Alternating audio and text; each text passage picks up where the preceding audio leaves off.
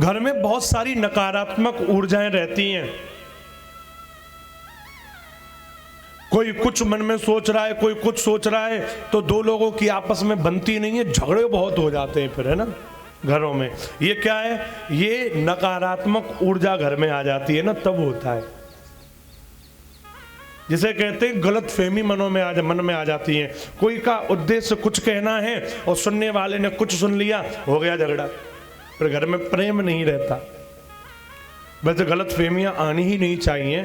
एक दूसरे के प्रति कभी भी मन में उल्टे विचार लाओ ही मत कि वो हमारे बारे में ऐसा बोल भी सकता है या हमारे बारे में ऐसा कह भी सकता है।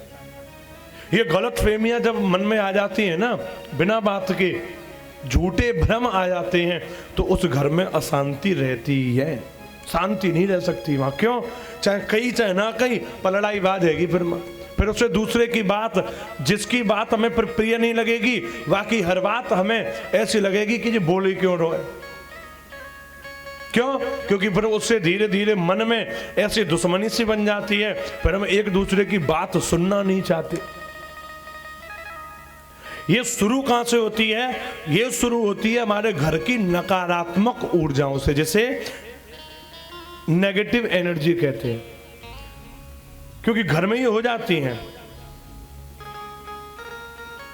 मन फिर शांत नहीं रहता। तो उन घरों में अगर अशांति रहती हो, तो ऐसे घरों में आप गोपी गीत का पाठ करना आरंभ कर दो।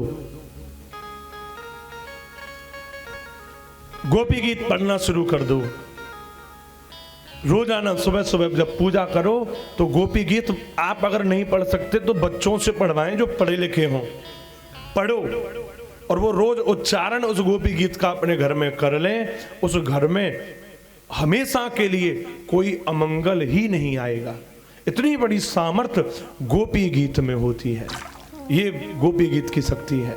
ये सुबह का क्रम हुआ, और शाम को जब संध्या हो तो शाम को भी दिया बाती भगवान के जलाते हैं ना, पूजा करते हैं ना, उस समय सब